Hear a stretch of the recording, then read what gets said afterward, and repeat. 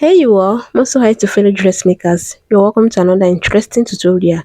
My name is Confidence. In this video, I'll be taking you through the process of drafting and cutting of this beautiful top. This two-in-one top.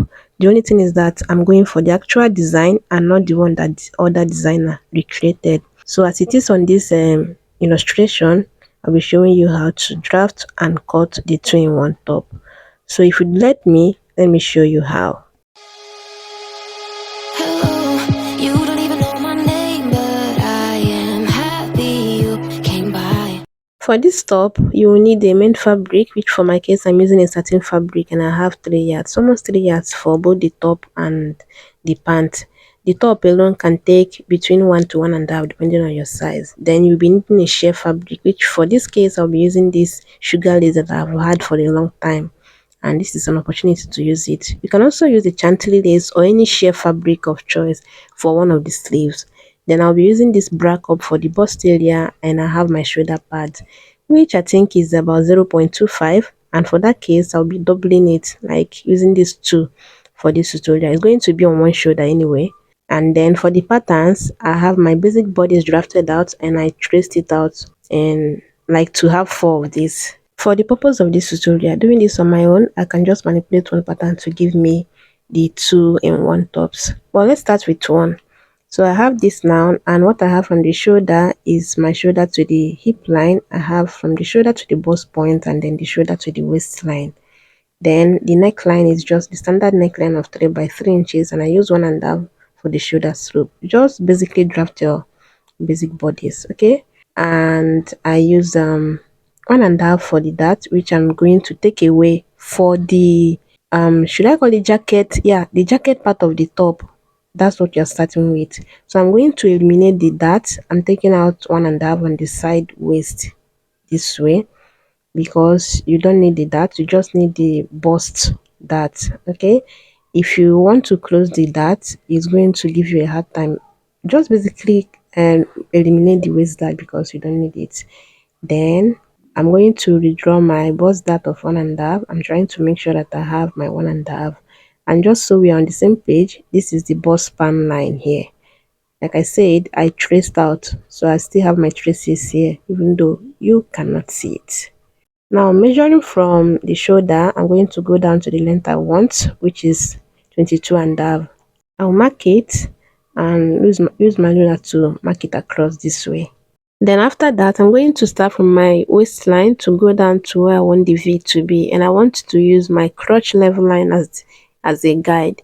I usually use 10 inches for my crotch level line, 10 inches or 10.5, but I'll be adding extra 1 inch, making it 11.5. Or better still, you measure from your blouse length to how pointy you want the V to be or where you want it to stop. I'm measuring from where I have the initial mark.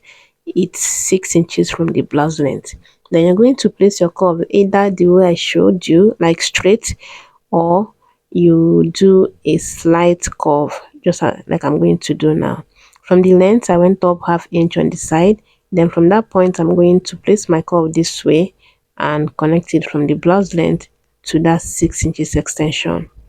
And this is the shape it's giving. Now coming to the upper part, you can decide to maintain your chest line. I have 8.5 here. I can decide to maintain it or add a ½ inch or 1 inch to it, just exactly as you do your blazer chest line if you want, but I will maintain what I have here.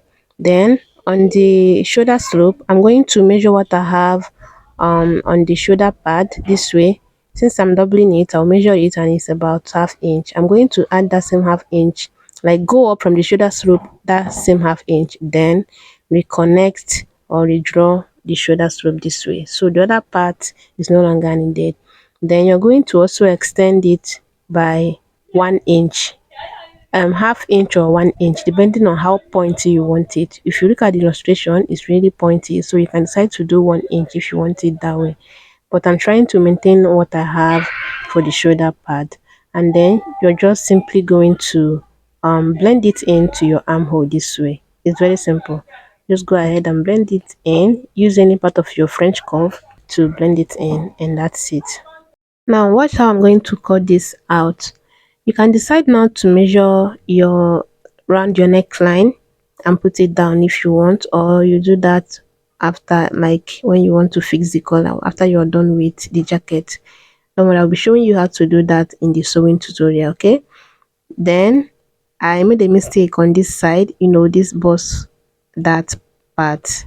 So you don't have to make that same mistake with me. I almost cut it out before I remember to add the that closing allowance, which I'll just go ahead and blend it in, and you see that I have shortage of paper on that point. I'm going to slide this in, reconnect it, and then tape the paper down. Okay, I'll tape the paper down and then blend the side seam line this way.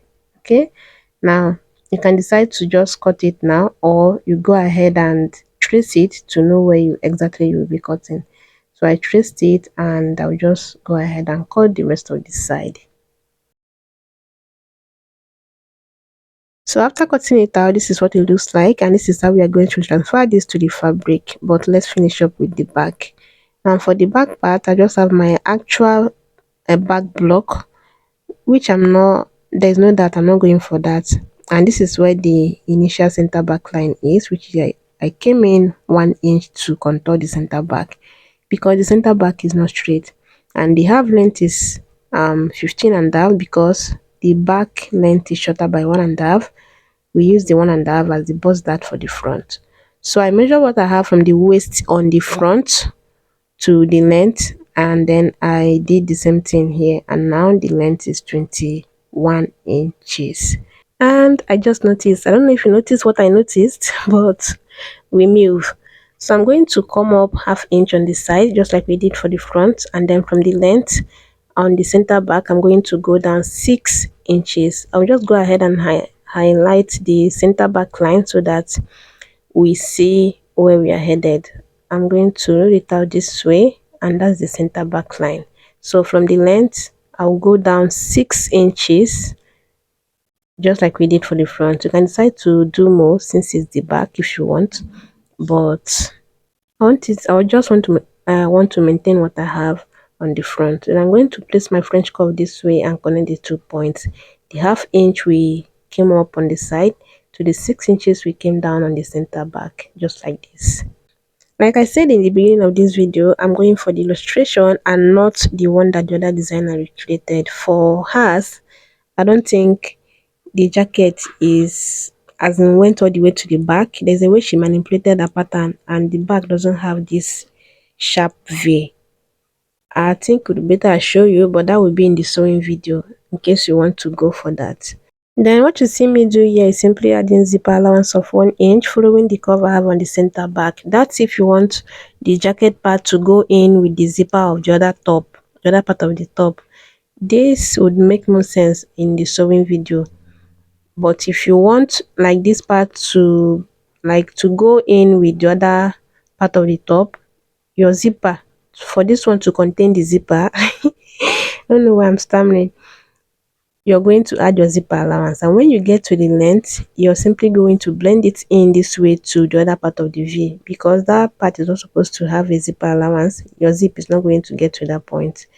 But I'm not going for this. I'll simply be adding my ½ inch stitching allowance while cutting. But if you want this part to contain the zipper, like to go in with the zipper, you're going to add your zipper allowance the same way I showed you. I'll always show you alternative. Then on the shoulder, I'm going to do the same thing we did on the front.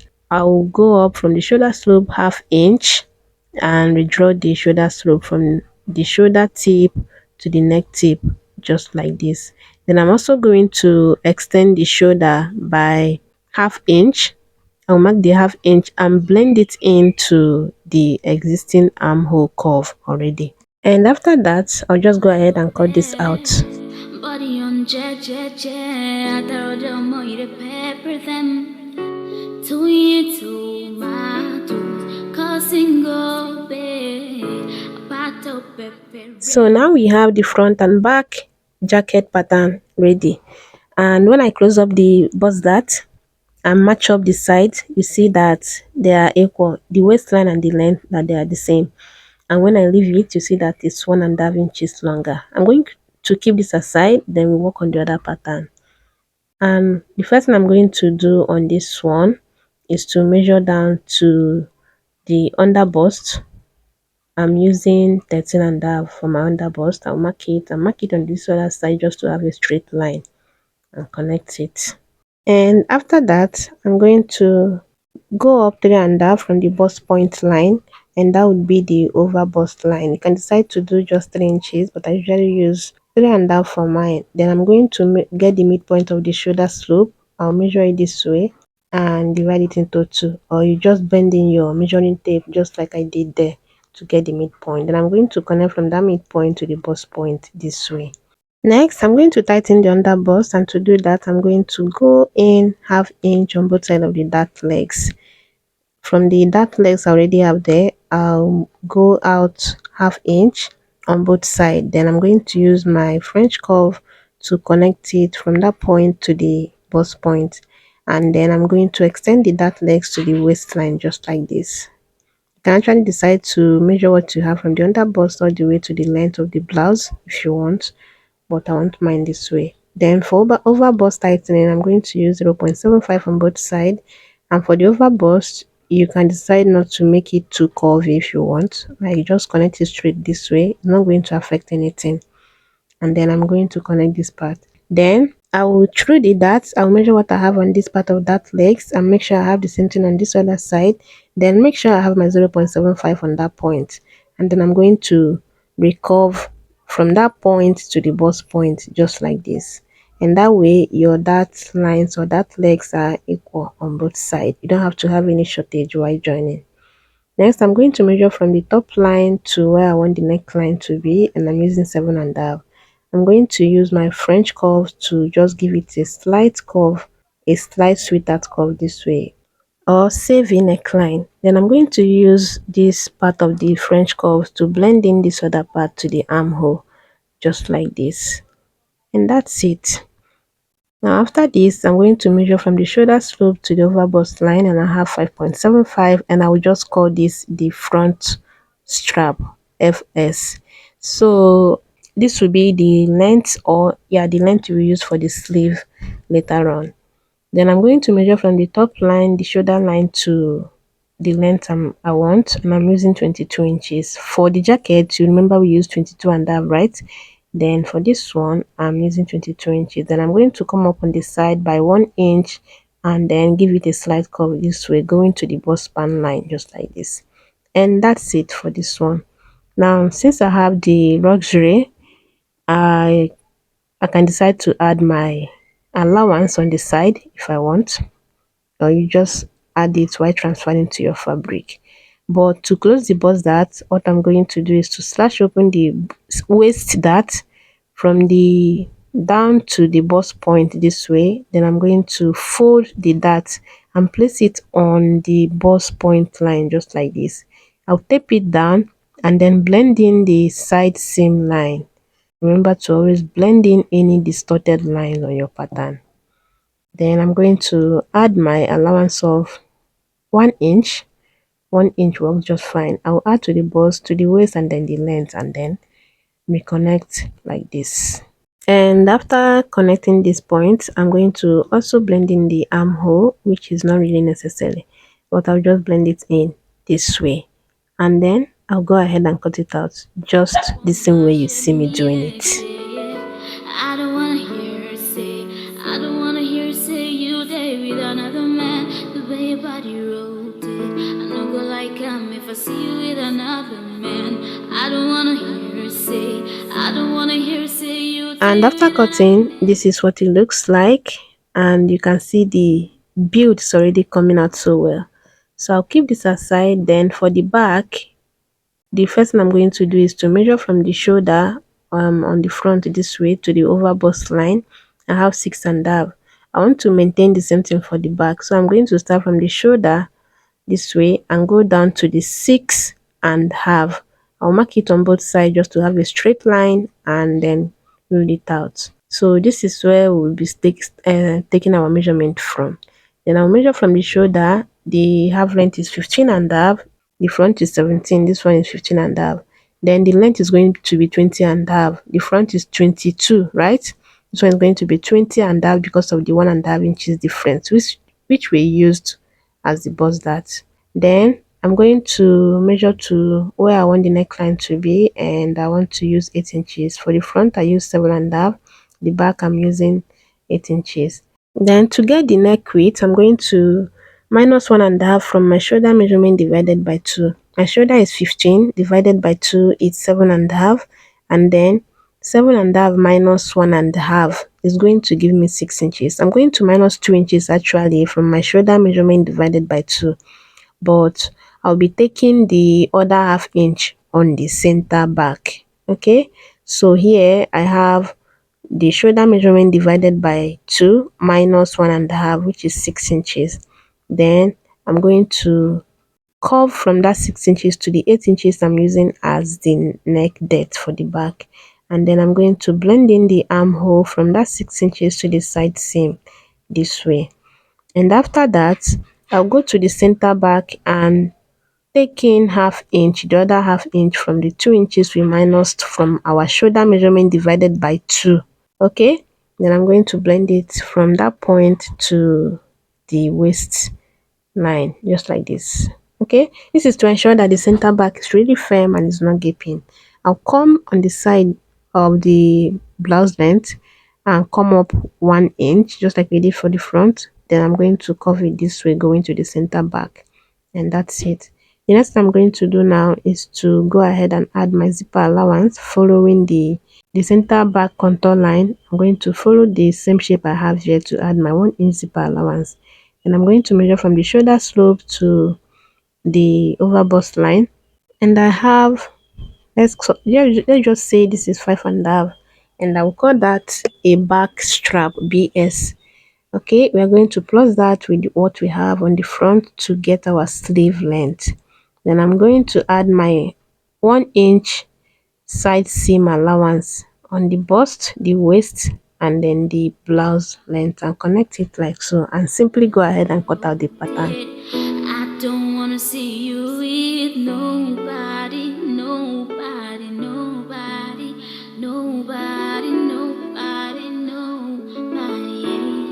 Don't wanna see you with nobody, nobody. And after cutting, I'm going to match up the side front on the side back this way, and you can see that there's a little excess, which is very obvious that the fault is coming from the back armhole. Like the way I added the allowance is kind of pointy. This is just the reason why it's good to always match up your pattern before you go ahead, like cross check your pattern before you go ahead and transfer it to the fabric. I actually went ahead to like watch the video to see if there's any way I made a mistake, and of course this part of the armhole needs some blending in, and I just match up the side to that point and marked where I need to cut off. And now when I match it up again, you see that everything is aligning, the waistline and then the length. And that's it for the blouse. Now we are going to go over to the sleeve. For the jacket part of the sleeve, you will need your basic sleeve, which I already drafted out, even though I haven't cut it out completely. And then you will need the space at the upper part for the extension we are going to make. So for the cap height of the sleeve, if you extended your chest line, do well to also extend the cap height. My cap height is actually 4 inches, but I added just half inch, which is totally optional. Remember, I didn't extend my chest line on the pattern, so this half inch is totally optional. But if you extended your chest line, go ahead and also add the same value to your cap height. Then I'm going to come up here by half inch. I'm going to extend the sleeve height by half inch, which is the same value I have on the shoulder part. And I'm going to blend it into the other part of the sleeve. To make it very easy for me, I'm going to highlight the midpoints of the cap width. Then I'm going to blend it into that point. I'm making mine curvy here. You can decide to just connect it straight, like just connect it straight to that point, or not make it this curvy if you don't want it this way. Okay. But this is a good option, especially if you're going for tiny pleats on the shoulder part. Okay, then for the sleeve length, I have my actual sleeve length here, and if you'd be adding your ostrich feather, you're going to minus 2 inches from your sleeve length here, or you just leave it like this and then stitch the ostrich on your sleeve like that. And that's it for this part of the sleeve. You won't find this confusing if you're familiar with making jackets or blazers. So the sleeve length is 24 inches. Then I'll keep this aside, bring in another paper for the other part of the sleeve. And to do that, to get this one, what I'm going to do is to plus that 5.5 we have on the back strap and then the 5.75 we have for the front strap. And that gives me 11.25. When you divide 11.25 by 2, you have 5.625, which I would just say 5 inches or 5.5. Okay, I'm going to mark a starting line here just to make the top part straight because I noticed that it's not straight. Then I'm going to mark my 5.6. Then I'm going to bring in the back pattern this way. Then from that point, I'm going to like trace out the armhole just so I don't go about twisting the fabric. You just place it this way. Make sure it's like smooth on the center part of the sleeve, or the center back of the pattern. Then you're going to trace it out. This will guide you to know where the armhole is supposed to be. Either you do it with the back or you do it with the front, whichever one. And it's almost the same thing for both. Okay, just go ahead and trace it out whichever one you want, and then I would go ahead and highlight it this way with my curve. Then I'm going to measure from the top to my elbow line. My elbow length is 13 inches. I'm going to make it 15 inches, and the reason for that is on the front pattern, that's the strap part, the mid shoulder. When you measure what you have left from the mid shoulder going to the armhole part, you see that I have 2.25, which I will just say 2 inches. So that 2 inches, we're going to add it to the sleeve length. And measuring from the top of the sleeve, I measured 15 inches as my elbow, and then the other part down is the length of the sleeve. Okay, it's not complicated, or better still, you can add it to the length, but I would suggest you do it on the elbow so that you take your elbow measurement on the 15 inches. All right, then I'm going to mark my measurement on the elbow and also on the sleeve length. Use the French curves to connect it this way, and that's it.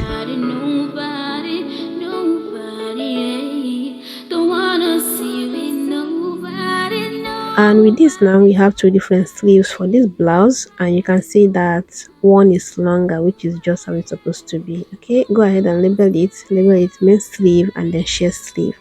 And all together, these are the patterns we have the, let's call this the off shoulder part of the sleeve, which you're going to add your allowance all around the center part, and on the side we already have our measurement, like our seam allowance. You're going to add just half inch when necessary.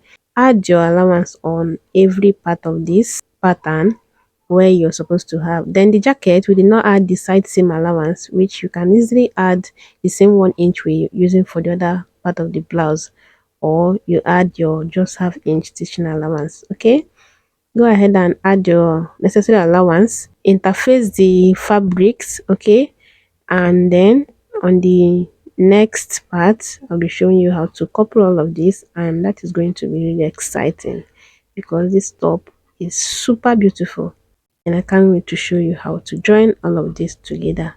So with this, we've come to the end of our tutorial today. Do let me know your thoughts in the comment section, and I'll see you on my next one. Be good. Bye.